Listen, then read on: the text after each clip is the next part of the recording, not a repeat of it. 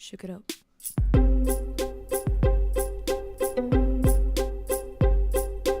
So today I am doing a bit of a different video.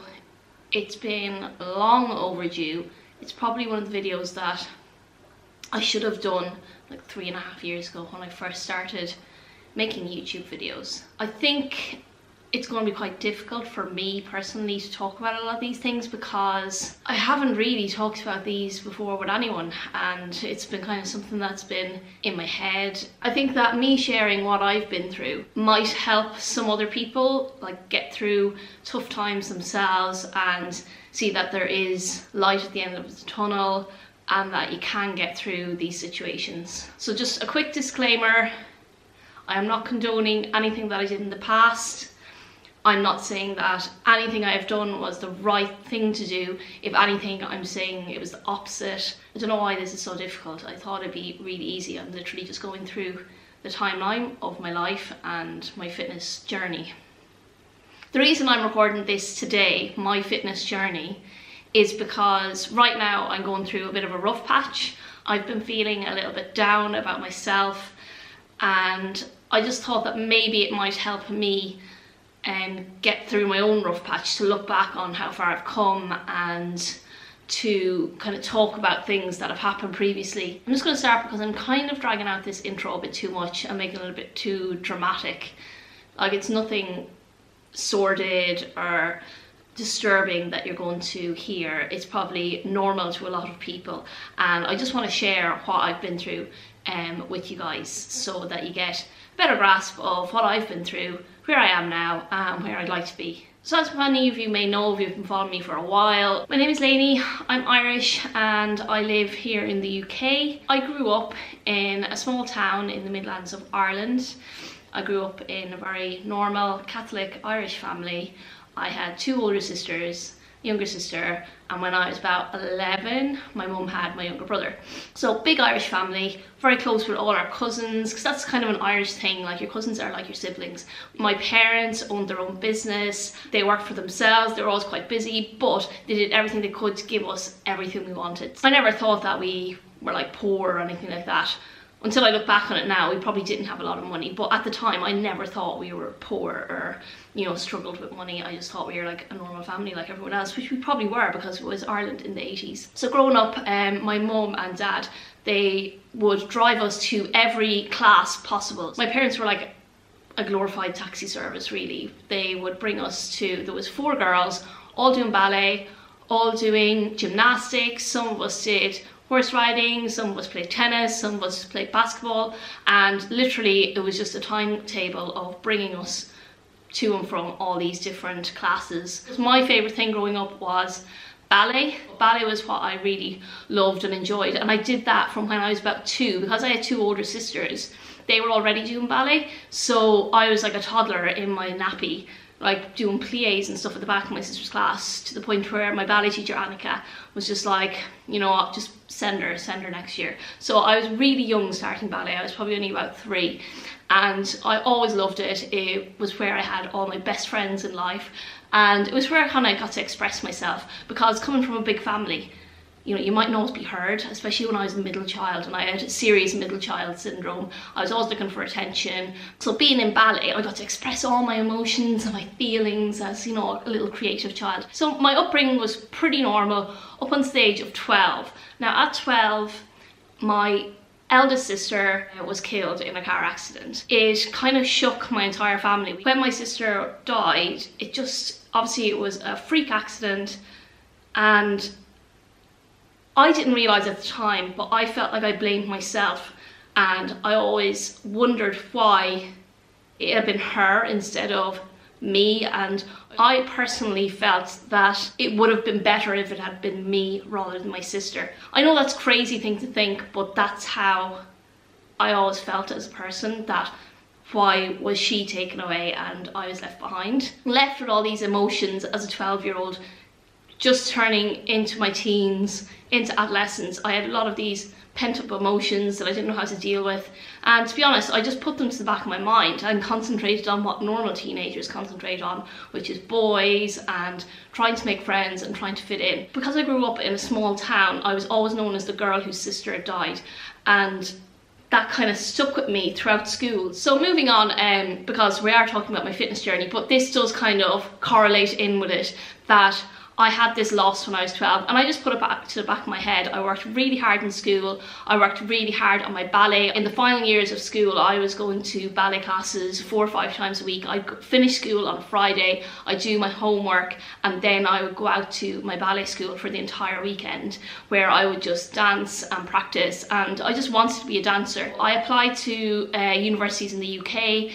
that to do a degree in dance combined with a degree in biomedical science. So it would have been a joint degree. It would have been very, very full on. I did the audition, I got into the school, and then when it came down to it, I opted out of doing dance and went for a straight degree in biomedical science. This was when I was 18, and I just opted to stay in Ireland. I just wasn't ready to make that move to the UK as an 18-year-old. When I started university, like everyone else, you have this new sense of freedom. I cut off all my hair, I pierced my lip, I pierced my eyebrow, and you know, I had this new sense of freedom where I could go out on a Wednesday night and go drinking with my friends and it wouldn't matter.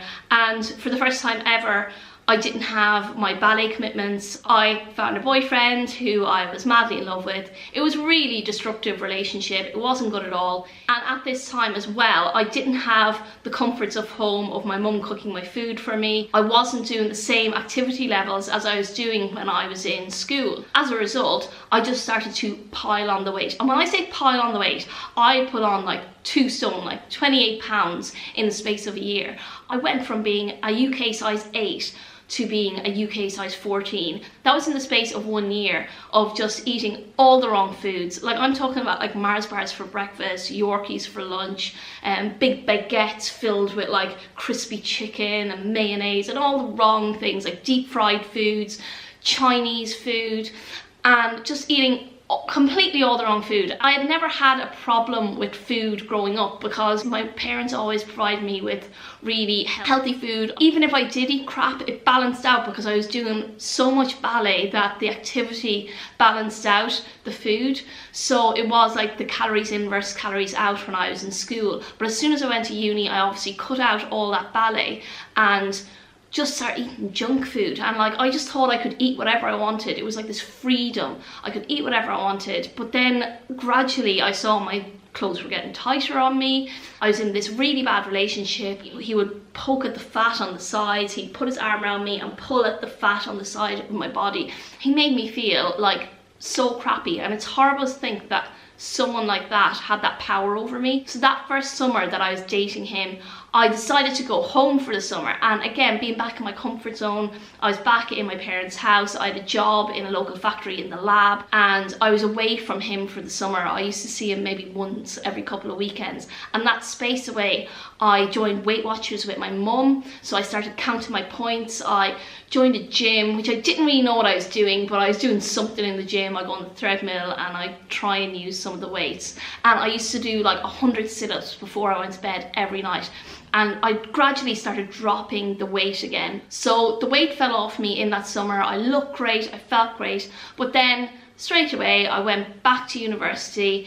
The cycle of eating crap just started to seep in again. I was quite lazy. I'd get the bus and I didn't go to the gym. I didn't do any activities.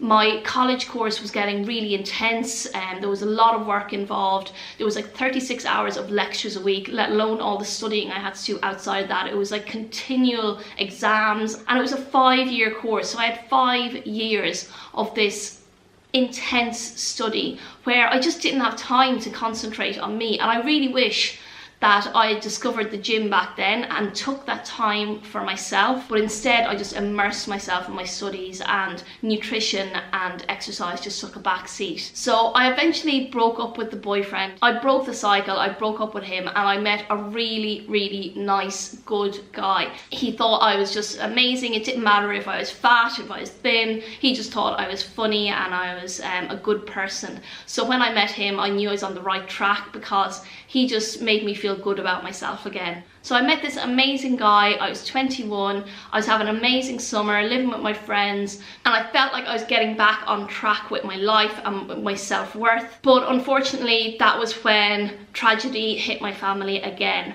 My cousin, who was only a year older than me, who I was really close with, who I'd grown up with, gone to school with, he drowned in a freak swimming accident in Barcelona that summer. And when I got that news, it literally destroyed me. It took the life out of me. I felt like my whole life was out of control, and I got all these feelings and all these emotions that I kind of bottled down for like 9 years from when my sister died. I just had, and they all came up to the surface, and I started dealing with all this grief again, and I didn't know how to deal with it. And when it happened, the only thing I could do was sit and eat, and it was the only thing that kind of comforted me. I had this amazing guy, this amazing boyfriend. He would bring me out for nice meals. I'm only a small, petite girl, and I would eat the same amount as him. So he'd eat a pizza, I'd eat a pizza. He'd eat like a big pub meal of a burger and chips, and I'd eat it. And I just started, the weight started to creep back on me again, and I just started to feel lack of self-worth, and the weight was creeping back on me, and again I wasn't doing any exercise, I wasn't doing anything to counteract it. I just felt like everything was out of control. The only thing I had was this really nice boyfriend, but apart from that, I just felt like my whole life had spiraled out of control. So when I finished university, I qualified, I got an honours degree, I did really well. I still had this amazing boyfriend, but I also had these extra 20 pounds that I gained again in university. So I gained this weight twice in university. I used to call it my happy weight, but it wasn't really happy weight. It was actually like a way of coping with how I felt. So instead of feeling this emptiness inside, I would just like eat. And I'm sure loads of you feel that way, that sometimes when you feel empty, you just have to eat. It's strange because later on in life, all I wanted to feel was empty. But at this point, I just wanted to feel full, and I wanted to feel happy. And it was very hard to fill the void that had been left through my grief. I was looking at this photo from this wedding we'd been at, and my arms were wrapped around my ex-boyfriend in a photo, and I always thought that it was my legs that were fat, but in this photo I had big chunky fat arms, and I was so embarrassed that that was the way I looked in this photo. I was embarrassed by how I looked. So I decided when I started working that I would join Weight Watchers again. So this time I took it really seriously. I was counting all my points. I was saving up my points for the weekend so I could have food with my boyfriend, and I was also saving for a house at the time. So that was my focus. I was like focused on losing weight, getting this amazing life. I was going to be this thin, successful woman who bought a house with her boyfriend and had this amazing life, and I could just forget about all the shitty stuff that had happened in the past. Every week I was checking in at Weight Watchers meetings, and I was dropping the weight every week, and it just dropped off me, because that's what it does. Like you're restricting your body, you're putting it into a deficit, and it definitely does work. But I just got addicted to seeing the weights drop on the scales. I got addicted to it. I wanted to see it go lower and lower, and at the time all I saw was these skinny amazing girls, and that's all I wanted to be. I wanted to be skinny, I wanted to be thin, I wanted to be like the girls from Sex and the City. Sarah Jessica Parker had this tiny petite frame, Courtney Cox and Jennifer Aniston, and they were all these like really thin, amazing looking girls, and I just wanted to be thin. That was like my main goal, was to be thin. So I started cutting down my points to the point where I was surviving on very, very little food. I would have maybe an apple at breakfast, I would drink Diet Coke at lunch, maybe a cappuccino at lunch, but like I was counting every calorie from that cappuccino. Then dinner time, again, I might have an apple. I restricted my food so much, and the weight did fall off me. And I remember my sister was getting married, I was going to be chief bridesmaid, so I just stopped eating. Like, I literally was eating barely any food, just enough to survive. I remember going out for lunch with my sister and we had soup and a sandwich, and all I ate was like a bite of the sandwich and I didn't even have the soup. And it just got to a point where I hated going anywhere with my boyfriend because there was always going to be some kind of food involved. If we went furniture shopping for the house we were buying, you know, we'd end up going and get coffee and a scone or cake, and I just didn't want to. I didn't want to be exposed to food. I didn't want to be around food. I didn't want anything to do with food. So I literally starved myself, and I was tiny. I lost so much weight. I was doing no exercise, so it was literally just through starvation. My bridesmaid dress that was bought had to be taken in 4 times because I was so tiny, and I just did not eat at the time. Even at my sister's wedding, I didn't eat the food, I didn't eat the cake, I didn't drink. I just, like, all I cared about was being thin. So after my sister's wedding, I thought that maybe then, oh, I'll start eating again, but I didn't. It just got worse. I was really focused on being thin and staying thin. I remember going out, and this was the first time it ever happened to me. I'd started making a lot of money in my job. I'd started doing on-call work, which gave me a big jump in my salary. So I had all this extra income coming in, and a lot of the friends that I had, they liked to go to the fancy restaurants in Dublin. And I remember going to this restaurant, and because I didn't eat, I had such a small stomach. So we went out for this meal, and it was just a regular 3-course meal. And I got to the dessert and I felt so full. I felt full up to here that I ran to the bathroom and I just threw up the entire meal. It made myself sick because I just felt so full. And that was the first time I remember making myself throw up from food. So I'd gone from eating nothing to eating a massive big meal and just throwing it up. That was the first experience I had with that, of purging my food. And from that, I just remember thinking, oh, that was cool. And it isn't cool. I'm not encouraging anyone to do this, but I just felt like I'd eaten that big meal and I was able to get rid of it, so I didn't have the guilt of it. I remember my diet for a while was that I would eat an apple in the morning, a scone at lunchtime, and then a bowl of cereal, and that's what I ate all day. I bought a house with my ex-boyfriend and we were waiting for it to be completed. It was bought off the plans. So in the meantime, I was renting a room in a house. So I was quite alone, I was quite isolated. So every day I'd go home, I would eat a bowl of cereal. I would stand on my stepper and step, step, step, and then I'd go to bed early, get up and repeat the same thing over and over again. And then anytime I felt like I was going to eat a big meal, I would just have that safety net of, oh, I can just throw it up afterwards. So that was my thing. That was my new way of dealing with food. So when I moved into my new house, everything seemed to be coming together. I was like, okay, I've got my shit together. I'm really thin. I've got a good job. I've got a really nice house, a really nice car, a really amazing boyfriend. Everything is finally coming together. And that's when my parents separated. And that again was something that was completely out of my control, and I didn't know how to deal with the emotions of it, because technically it wasn't my choice, it was their choice, and you know, they needed to do it. They weren't happy together, but it just affected me because I had just had this amazing experience of buying my first house, my first boyfriend, and then it was balanced with this negativity of my parents hating each other and not wanting to be around each other and hearing all the drama unfold each week. My coping mechanism, again, I just took it to another extreme, and that was when I started purposefully buying bags and bags full of chocolate, and I'd just buy like a huge bag full of chocolate and I would just eat it and throw it all up again. It became a habit of once a week I'd do this. And then where I moved to in my new house, there was a gym close by, and if I had like a slip up, or what I considered a slip up of eating like a candy bar, I would go to the gym and literally walk or run on the treadmill until I burned the calories that I'd just eaten. And it was this extremeness of me wanting to counteract anything I ate because I just wanted to be thin. All this time I was so focused on myself. My relationship was not making me happy anymore. Food wasn't being thin wasn't making me happy anymore. Nothing was making me happy anymore. So I ended up breaking up with the guy I'd been seeing for 6 years. He got a job in another country, which like destroyed me, and I didn't know how to deal, and I literally just sank into a really bad depression. And it was at this point where I ended up having to take time off work, and I was taking antidepressants, I was taking Xanax for my anxiety because I was getting really bad panic attacks at the time, and I didn't know how to deal with them. I didn't even realize that they were panic attacks at the time.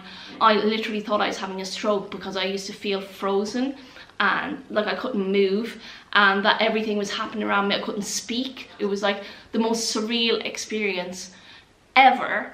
And it was at that point where I was medicated for my depression, and I really did feel like my world was just crumbling around me, and I'd no control over anything. I'd no control over life, I'd no control over myself, over my food. And that was where my bulimia just got out of control, because not only did I start binging and purging, I also was taking an excessive amount of laxatives, so that I just wanted to feel empty. I just didn't want to feel anything anymore. I didn't want to feel happy, I didn't want to feel sad, I wanted to just feel nothing. It was my way of coping, and it was the wrong way of coping. If anyone is feeling the way I felt then, it's not nice, and it really feels like you have no one to talk to, because you're so ashamed of yourself. You know that what you're doing is wrong. And to be honest, I've never ever told anyone about this before, so it is like surprising that I'm sitting here in front of a camera. I wanted to tell them so bad because I felt so crappy about myself. I just wanted to, it was almost like I was trying to harm myself so that someone would see it and reach out to me and go, are you okay? But I had these friends and I had my family, but I just didn't, even though I wanted them to say to me, I didn't at the same time, because I felt like this was my way of coping with all the crap that was going on in my life and had gone on in my life.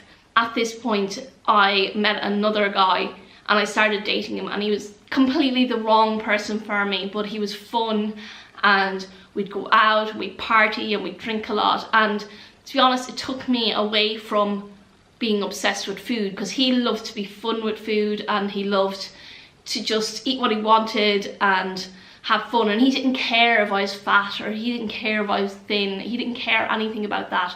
And it was, for the first couple of months, it was like a really fun relationship, and it made me forget about all the binging and the, you know, bulimia and the anorexia, and I just didn't do that. I just ate and I just had fun. But again, the weight just crept back on me because I wasn't doing any exercise. It wasn't balancing out. So I got to a point where all the partying started catching up on me, because every weekend it was a big party weekend, we drank loads, and then I'd spend the week recovering. So after a year of partying constantly, I ended up being really sick with a bad flu, and I was out sick for a week and a half. And my mum rang me and she's like, you need to start looking after yourself.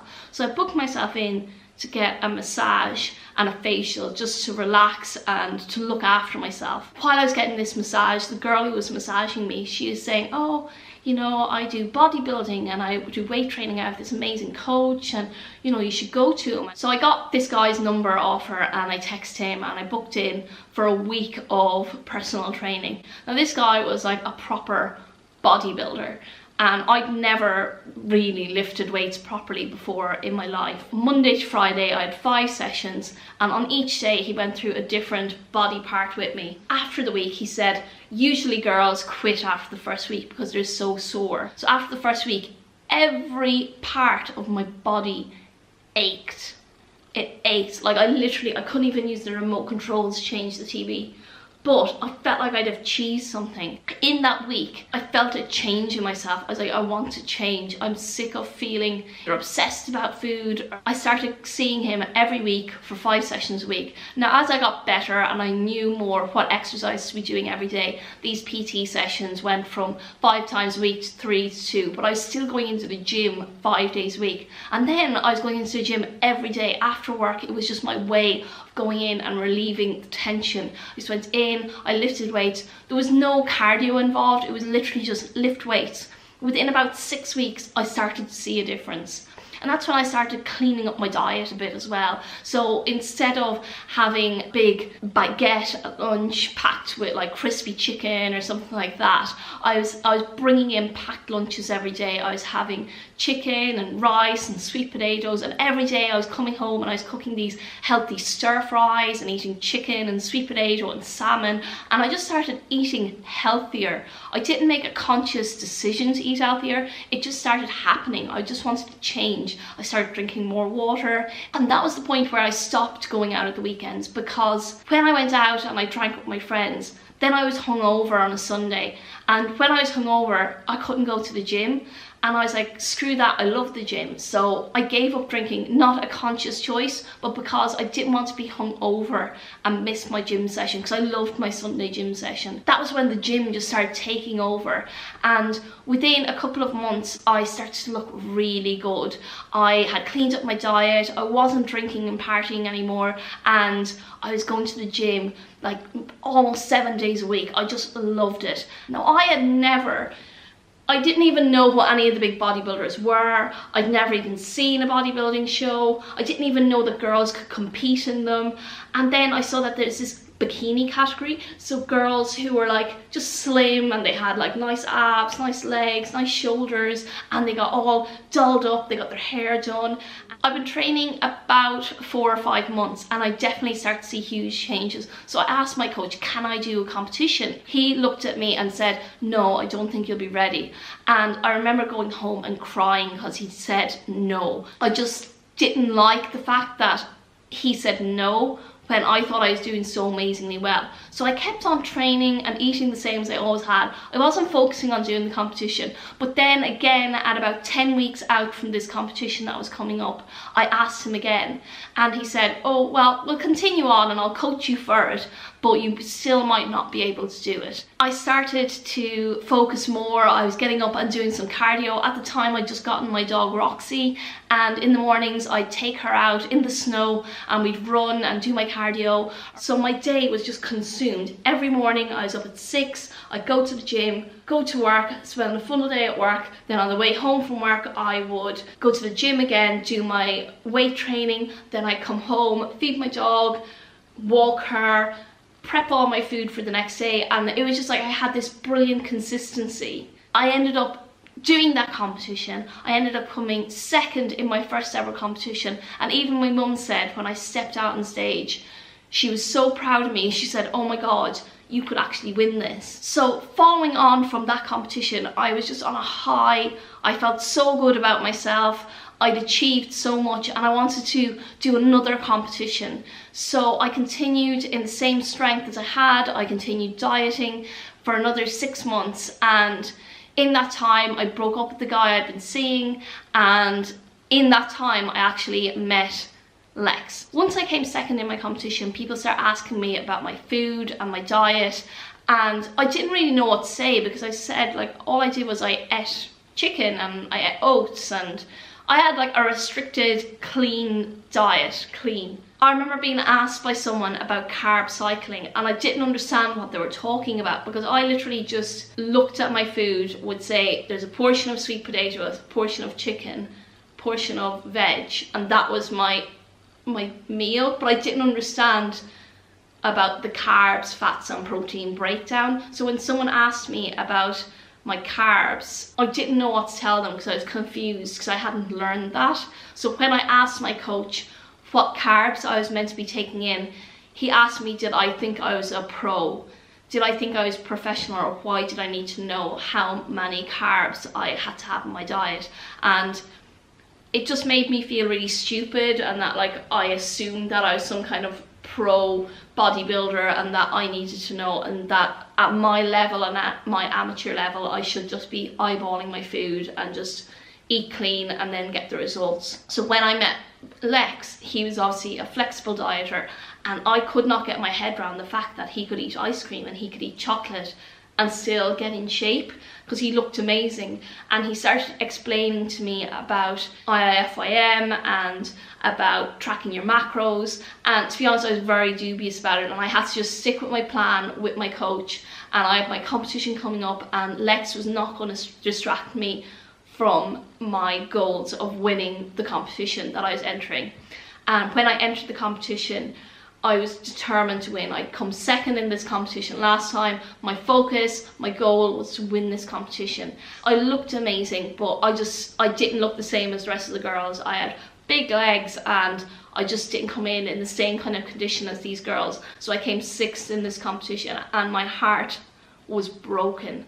I was just destroyed. And it was at this point where I turned to Lex and I was like, teach me about macros, teach me about IIFYM. I broke away from my current coach and I started letting Lex coach me and teach me about macros. So he gave me my macro breakdown.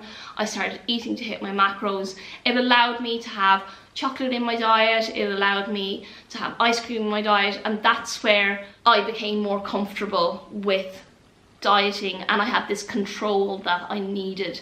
Before, I had the control in the way that all I would eat was clean, but that restricted me in that I couldn't go out for meals with my friends, I couldn't go out to family events. I arrived to family events with Tupperware full of food because I couldn't eat what was being served. Whereas when I was with Lex, he brought me to Nando's and I was able to eat the food in Nando's and not feel like, oh no, there's salt on that, or oh no, what's that sauce? I was able to just put it into my FitnessPal and track it. So I had this control over my food. And that was what saved me, was that I was suddenly able to eat what I wanted and be creative with my food, because I always had this creative streak in me. I always felt this creativity, but I couldn't do it because I was restricted. And that obsession with clean eating, it took a while for me to get past that.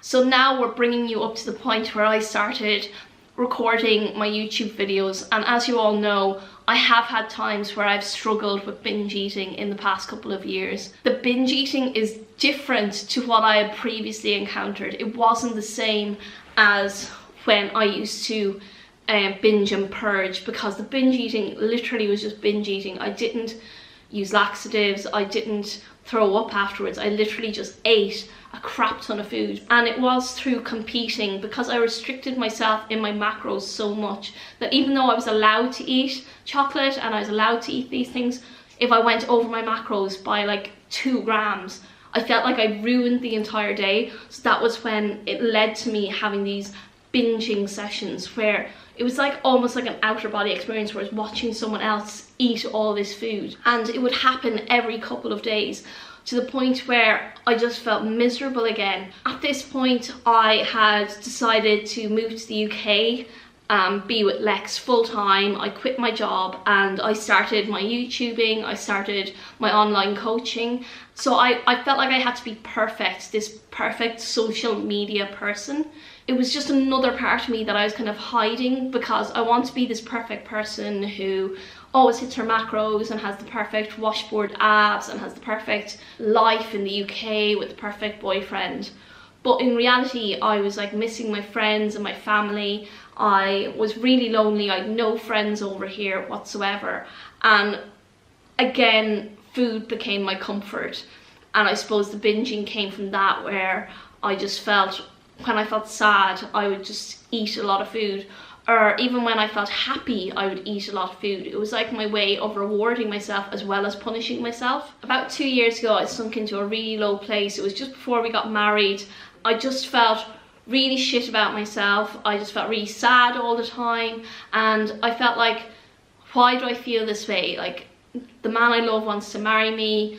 I'm, you know, living my best life online. In essence, I was just killing myself through binging. Every couple of days I was going into the pantry and eating my weight in food and just feeling really shitty about myself. So it was like a never-ending cycle of binging and then trying to like cut my macros back. So that was the point where I decided to get some external help, and I got hypnotherapy, which unraveled a lot of issues I had with my sister's death, my cousin's death, my parents breaking up, and a lot of issues that were there were holding me back from being happy. It was like every time I felt like I was getting to a good point in my life, I was sabotaging myself because I didn't feel like I deserved to be happy. And to be honest, recently I've started to get those feelings again of inadequacy, those feelings. I've started overeating, not binging, but overeating. And I think that's why I've held out on doing this video for so long, because I felt like I had to be in this perfect mental place and this perfect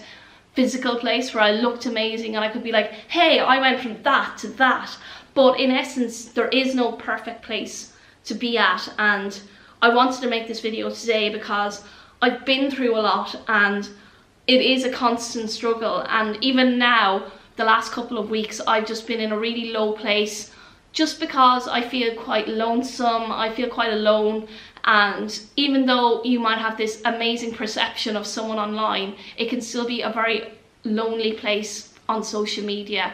And I guess right now that I've kind of come undone, because I'd really like to start a family, but we want to find a house first, and I'm just after doing a competition and getting in amazing shape, and I was hoping to maintain that condition for as long as possible.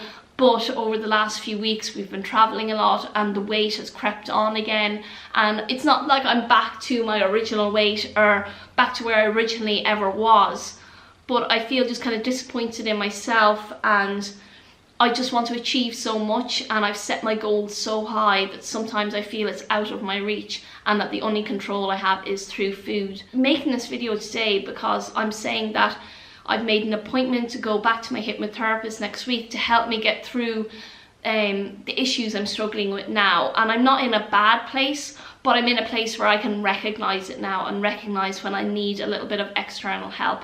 I don't need medication or anything like that, because I still go to the gym every day, I still eat healthily every day, but there are days where I overeat and I just feel that I can nip that in the bud and I can get back to the place where I felt good about myself, which I did last year, and I feel like it is in me to get back there. And now I'm able to recognize when I'm feeling crappy about myself. So I know this has been like a really super long video. If you've gotten to this point, well done, I'm very proud of you. And I just wanted to share my story with you guys because I haven't before, and because I suppose I feel like I am a normal person, and even though I'm online and I share my life with you, doesn't mean that I'm not a normal person who's been through normal things. And most people have, if you actually talk to them, most people have had some kind of issue with food at some point. Like, I've overcome my eating disorder and I'm getting to grips with where I'm at now and being able to see when I need a little bit of help and I need a little bit of comforting from someone external. I just hope that my video will help some of you guys who are going through similar experience, and either it's a breakup or a death in the family or something. You just need to deal with the emotions in a way that doesn't revolve around food, feeling empty or feeling full, that you have a healthy relationship with food. And that's all I want, is that I can enjoy food and still reach my goals in the fitness industry, do competitions and still feel good about myself without it being an obsession. So if you like the video, please give it a thumbs up. I feel really inappropriate saying that about this kind of video because it was a hard video for me to make. But make sure to subscribe if you'd like to see more of my other videos. Most of my videos are much more uplifting and happy because I normally talk about positivity and how you can get through these rough patches, and that's what I will be focusing on. And I just want you to take something from all my videos and learn something and learn from my mistakes, and that's what I'm doing. I'm sharing my life not because it's perfect, because it's imperfect like everyone else's. So I'm going to leave it there, guys. Thanks for watching if you watched this far. And if you have any questions or comments or want any encouragement or need any advice, just hit me up in the comments below. Cause if I only had 100 fans, I'd take them all to dinner, talk about the people that we used to be. If I had 100 fans, fly them all to Paris.